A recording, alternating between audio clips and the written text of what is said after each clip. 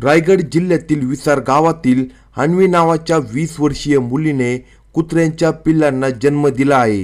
ही घटना ऐकून तुमच्या डोळ्यातून अश्रूंच्या धारा वाहू लागतील। या घटनेची सविस्तर माहिती आपण या व्हिडिओमध्ये पाहणार आहोत। जर तुम्ही चॅनलवर नवीन असाल तर कलम 302 या मराठी चॅनलला लगेच सबस्क्राइब करा। अन्वीचा जन्म एका छोट्याशा विसार गावात झाला होता। गाव मोठं नव्हतं, पण हिरव्या झाडांनी, शेतांनी आणि शांत नदींनी ते एकदम सुंदर दिसत होतं।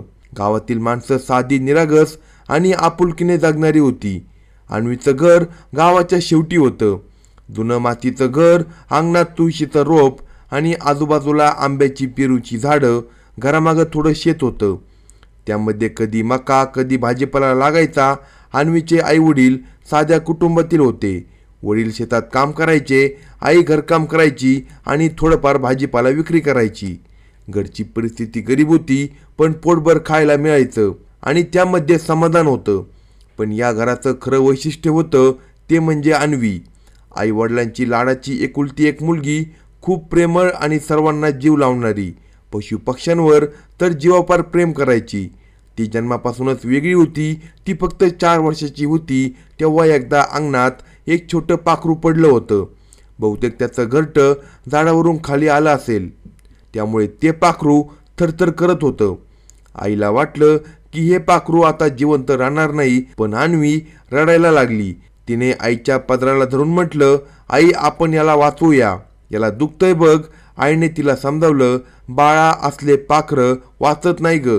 पण अन्वी मात्र हार मानायला तयार नव्हती। तिने पाखराला हातात घेतलं, त्याला पाणी पाजलं आणि झोपताना उशीजवळ ठेवलं। 2 दिवसांनी पाखरू परत उडायला लागलं।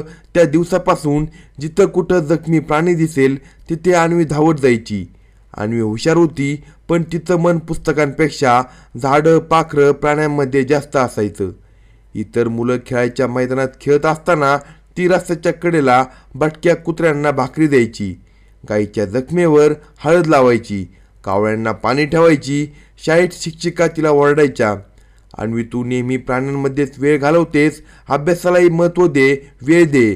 ती फक्त हसून म्हणायची, मॅडम, मला वाटतं प्राणी देखील आपले मित्र आहे। ते बोलत नाही, पण त्यांना सगळं समजतं। शाळेतील मित्र मैत्रिणींना कधी कधी तिचं हे वेडसर प्रेम कळत नसायचं, पण जेव्हा एखादा कुत्रा तिच्या मागे शाळेपर्यंत यायचा तेव्हा सगळ्यांना तिचं वेगळंपण जाणवायचं। आईला कधी कधी त्रास व्हायचा, अगं, घरातले सगळे उंदरं, मांजरं, पिल्लं तू पाळून ठेवतेस तर हे घर काय प्राण्यांचा आश्रम होईल। वडील हसून म्हणायचे, अगं, राहू दे, आपली मुलगी देवाची देणगी आहे। तिने जीव देऊन हे लहान प्राणी वाचवलेत, तिला आशीर्वाद मिळेल। आई शेवटी मान्य करायची। खरं म्हणजे तिला या आतून अभिमान वाटायचा। गावकऱ्यांनी तर अन्वीला डॉक्टर नाव दिलं होतं। एखादी गाय आजारी असेल, एखाद्या वासराला खरचटला असेल तर लोक आधी अन्वीला बोलवायचे। ती औषध देऊ शकत नसायची, पण तिच्या मायेच्या हाताने आणि साध्या घरगुती उपायांनी प्राणी बरे व्हायचे। गावातील आजी आजोबा म्हणायचे, ही मुलगी मोठी होऊन माणसाची डॉक्टर होईल किंवा जनावरांची डॉक्टर होईल। वय वाढत गेलं तशा तिच्या जबाबदाऱ्या वाढल्या। 12 वर्षाची असतानाच तिने रस्त्यावर जखमी झालेल्या कुत्र्याला उचलून घरी आणलं। त्याच्या अंगावर मोठी जखम झाली होती। आई घाबरली, अगं, रक्त आहे, त्याच्या अंगावर संसर्ग होईल।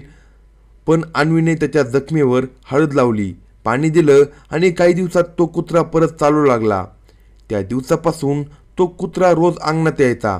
अन्वीने त्याचं नाव शेरा ठेवलं होतं। शेरा तिचा पहिला खरा मित्र झाला।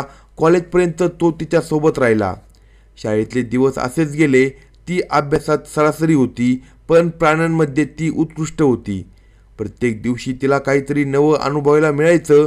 कधी शाळेतल्या मैत्रिणी तिला चिडवायच्या, अन्वी, तू माणसामध्ये राहायला शिक, प्राण्यांमध्ये नाही। पण तिला काही वाटायचं नाही। ती म्हणायची, माणसं बोलतात, पण प्राणी फक्त डोळ्यांनी सांगतात।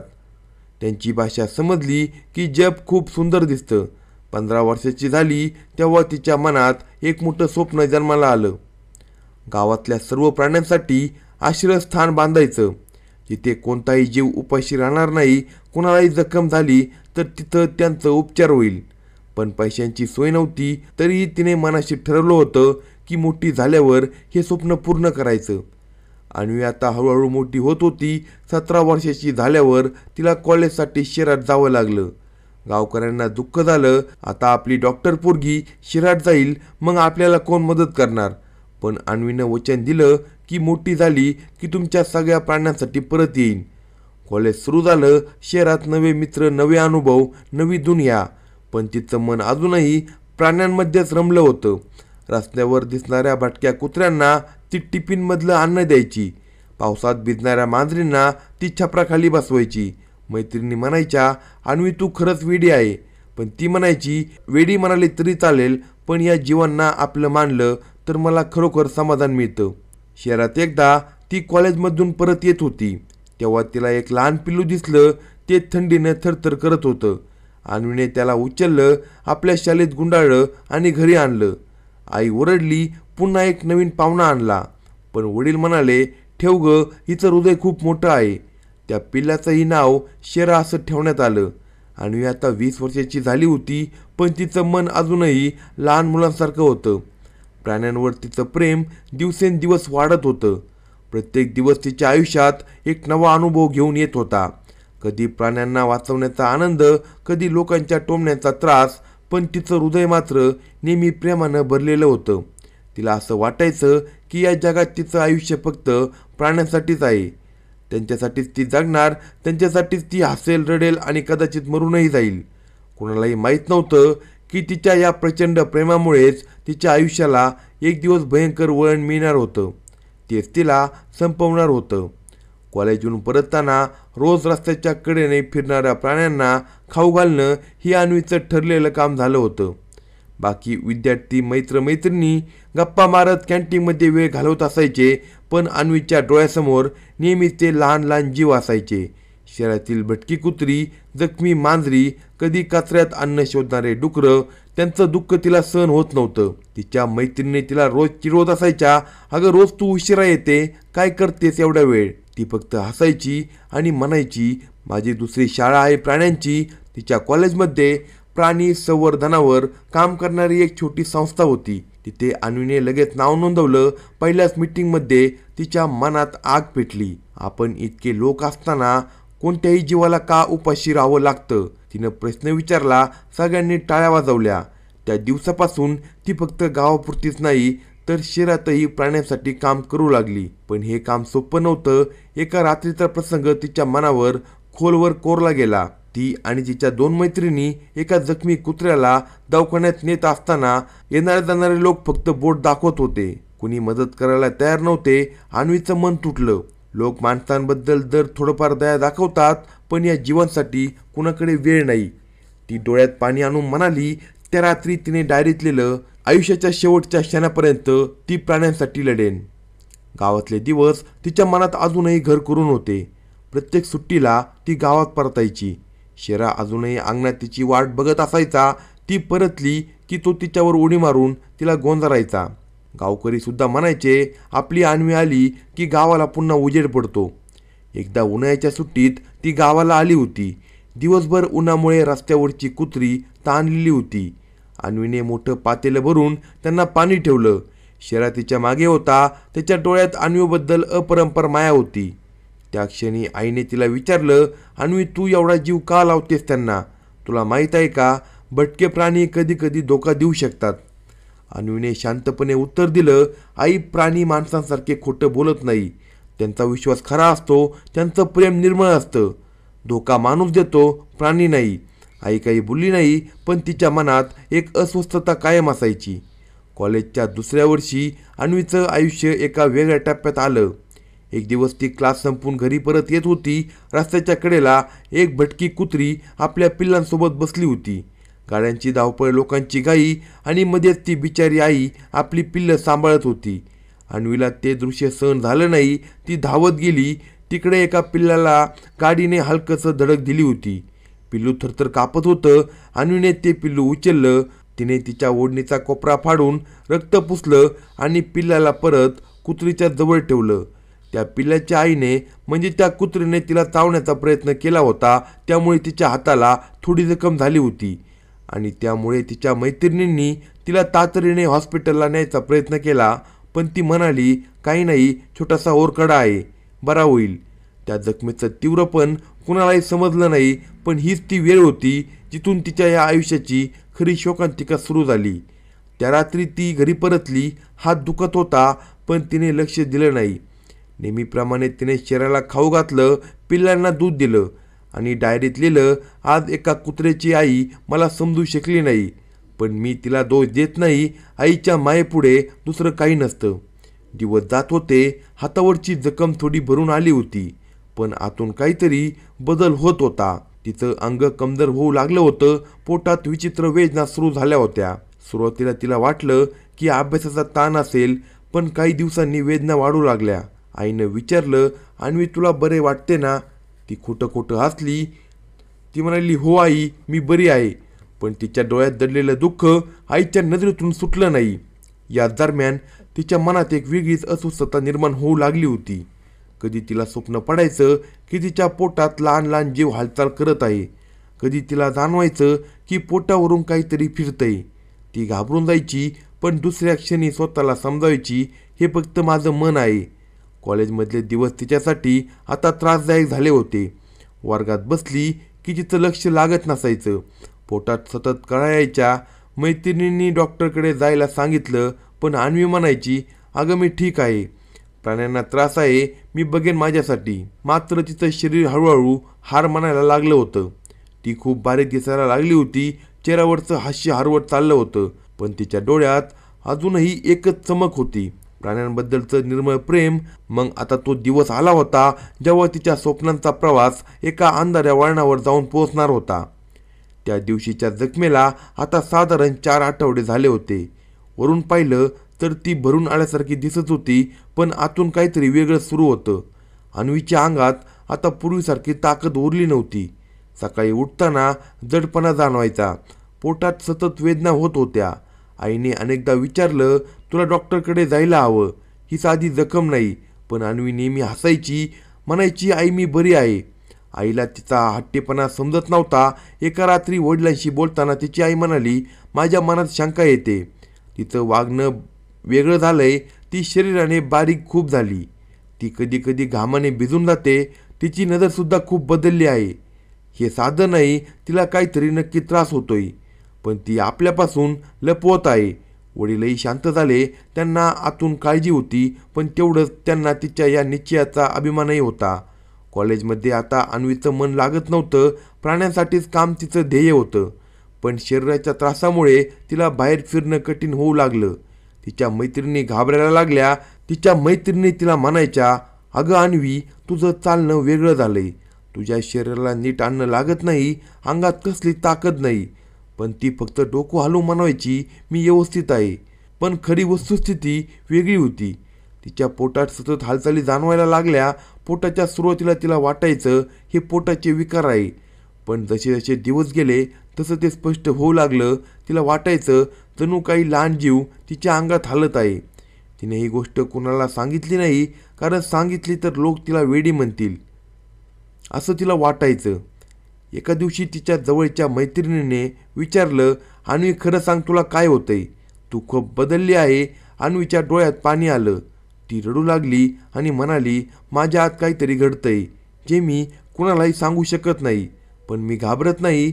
जर तो निसर्गाचा खेळ असेल तर मी त्याला स्वीकारेल. तिच्या शब्दाने मैत्रीण गोंधळली, पण तिला समजलं की अन्वी काहीतरी मोठं लपवत आहे. गावातल्या लोकांना पण आता तिच्या प्रकृतीची खबर लागली होती. जेव्हा ती गावाला जायची तेव्हा लोक कुजबूज करायचे, अगं पाहिलंस का, अन्वी कशी सुकली आहे. दुसरा म्हणायचा, तिला त्या कुत्र्याने ओरखडलंय, बहुतेक त्याचा परिणाम असेल. लोकांमध्ये अफवा पसरायला वेळ लागत नाही. काही जण म्हणायचे, तिने एवढंच प्राण्यांवर वेळ लावलं होतं, आता त्याचाच परिणाम भोगतेय. अन्वीला हे ऐकायला आलं. लोकांच्या नजरेत संशय होता, पण ती कुणालाही दोष देत नव्हती. ती फक्त शरीराच्या डोक्यावरून हात फिरवायची आणि हसायची. लोकांना वाटू दे काय वाटतंय, मला माहिती आहे माझं प्रेम खरं आहे. पण तिचं शरीर तिला सतत धोका देत होतं. एका रात्री ती अचानक जोरात ओरडली. आई धावत तिच्या जवळ आली. तिच्या पोटामध्ये असह्य कळा येत होत्या. घामाने ती पूर्ण भिजली होती. आई घाबरली, देवा काय होते माझ्या लेकराला. वडीलही धावत आले. त्यांनी तिला धरून शांत केलं. काही वेळाने ती थोडी स्थिर झाली, पण तिच्या चेहऱ्यावर मृत्यूसारखी पांढरट छटा दिसत होती. त्या रात्री आईला झोप लागली नाही. ती देवघरात बसून प्रार्थना करू लागली. देवा, माझ्या मुलीला वाचव. तिने कधीच कोणाचं वाईट केलं नाही, आणि मग तिच्या वाट्याला असा त्रास का? पुढच्या दिवसात अन्वी अधिकच कमजोर झाली. कॉलेजला जाणं थांबलं. सगळा वेळ ती घरीच राहू लागली. पण तरीही ती तिच्या प्राण्यांना विसरत नव्हती. अंगणातल्या पाखरांना दाणं टाकत होती, शरीराला पाणी देत होती. हे काम ती कसंबसं करायची. आई म्हणायची, अन्वी तू आता आराम कर. ती हसून म्हणायची, आई मला माहीत आहे की माझा वेळ कमी आहे, मग मी हे काम का सोडू? गावात अफवा आणखी पसरल्या. लोक म्हणू लागले, अन्वीवर काहीतरी वाईट आत्म्यांचा प्रभाव आहे. काही जण म्हणाले, ती प्राण्यांच्या खूप जवळ गेली, आता देव रागवला आहे. त्यांच्या या अफवांनी तिच्या आईवडिलांचं मन अधिकच दुखावलं गेलं. पण अन्वी शांत होती. तिला माहीत होतं की लोकांना सत्य दिसणार नाही. तिच्या आत मात्र एक वेगळं जग तयार झालं होतं. ती डायरीत लिहायची की माझ्या पोटात काहीतरी जिवंत आहे, ते मला वेदना देते, पण एकाच वेळी मला त्यांच्यावर प्रेम वाटते. कदाचित हे प्राणी मला सोडायला तयार नाही. त्यांनी मला त्यांच्या रूपात निवडले. आणि एक दिवशी शर्यतीच्या मांडीवर डोके ठेवून बसला होता. अन्वीच्या डोळ्यातून अश्रू वाहत होते. तिने शिराला कुजबुजत सांगितलं, कदाचित मी फार दिवस तुझ्यासोबत राहू शकणार नाही, पण वचन देते जिथं जाईन तिथं तुझं आणि तुझ्यासारख्यांचं रक्षण करीन. शेरा त्याच्याकडे मोठ्या डोळ्यांनी पाहत राहिला, जणू त्याला सगळं समजत होतं. पोटातल्या हालचाली आता तीव्र झाल्या होत्या. रात्री ती झोपायची तर तिला असं जाणवायचं की आतून कोणीतरी ढकलतंय, हालचाल करतंय. ती घाबरायची, घामाघूम व्हायची. पण दुसऱ्या दिवशी पुन्हा शांतपणे हसायची, जणू काही घडलंच नाही. वडील तिला म्हणाले, अन्वी आपण मोठ्या डॉक्टरकडे जाऊया. पण ती ठाम होती, नाही बाबा, मला माहीत आहे की हा आजार नाही, हा निसर्गाचा खेळ आहे. वडील निराश झाले, पण त्यांनी तिच्या डोक्यावरून हात फिरवला. त्यांना माहीत होतं की आता त्यांच्या मुलीचा मार्गच वेगळा आहे. हळूहळू सगळं गाव तिच्या आजाराबद्दल बोलू लागलं. पण अन्वी अजूनही तिच्या प्रेमात ठाम होती. ती म्हणायची, जर माझ्या आयुष्याचा शेवट हाच असेल तर मी ते स्वीकारते, कारण मी प्राण्यांसाठी जगते आणि कदाचित त्यांच्या माध्यमातूनच माझं जगणं संपेल. अशा प्रकारे तिचं जीवन आता सावल्यांनी वेढलं होतं. पण तिच्या चेहऱ्यावर अजूनही एक शांत तेज होतं, जणू ती मरणाला सामोरी जाण्यास तयार होती. मग आता तो क्षण आला होता जेव्हा तिच्या पोटातील हालचालींनी भयानक रूप घेतलं. ती रात्र शांत होती. गाव अंधारात बुडालं होतं. फक्त कुत्र्यांच्या भुंकण्याचा आवाज अधूनमधून येत होता. पण अन्वीच्या घरात मात्र भीषण वेदनेची किंकाळी ऐकू येत होती. अन्वी पलंगावर पडली होती. तिचं शरीर थरथर कापत होतं. पोटात जणू काही वादळ उठलं होतं. तिच्या कपाळावर घामाच्या धारा वाहत होत्या. आई धावत आली आणि म्हणाली, अन्वी काय होतंय तुला? अन्वीच्या डोळ्यातून पाणी गळत होतं. ती कुजबुजली, आई माझ्या पोटात काहीतरी हलतंय, मला असं वाटतंय की ते बाहेर यायला पाहतंय. आई घाबरली. तिने वडिलांना हाक मारली. वडीलही धावत आले. अन्वीच्या चेहऱ्यावर मृत्यूची सावली दिसत होती. तिचा श्वास जोरात खालीवर करत होता. आई रडू लागली आणि म्हणाली, देवा, ही कसली शिक्षा आहे? त्या रात्री गावातील काही स्त्रिया घरात बोलावल्या गेल्या. त्यांनी पाहिलं की अन्वीचं पोट विचित्र हालचालींनी हलत होतं, जणू काही जिवंत गोष्टी आतून धडपड करत होत्या. सगळ्या स्त्रिया घाबरून मागे सरकल्या. हे साधं नाही, एक आजी कुजबुजली, ही तर शापित झाली आहे. हे ऐकून तिच्या वडिलांचा चेहरा लाल झाला. ते संतापाने ओरडले, गप्प बसा, माझ्या मुलीवर दोष देऊ नका.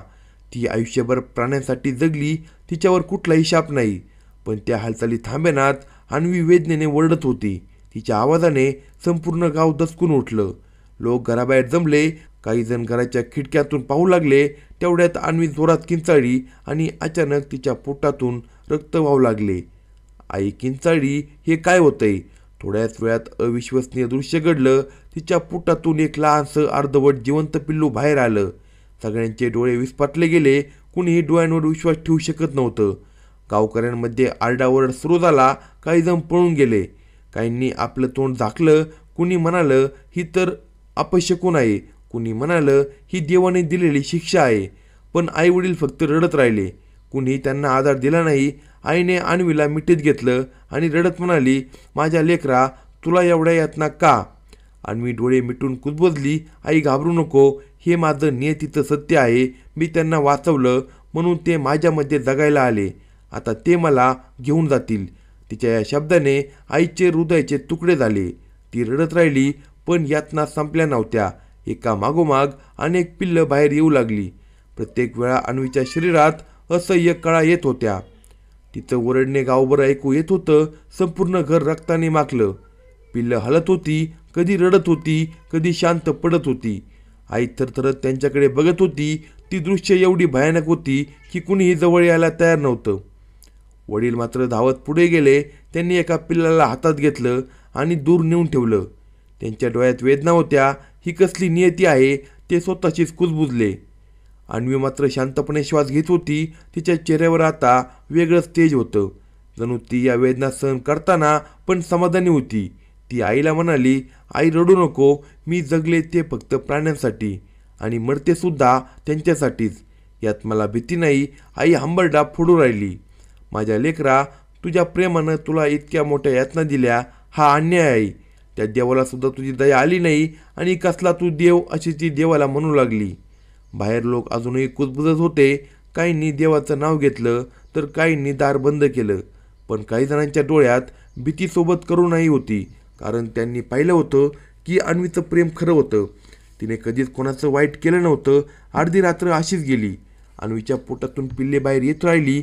प्रत्येक वेळी ती थोडी कमजोर होत होती.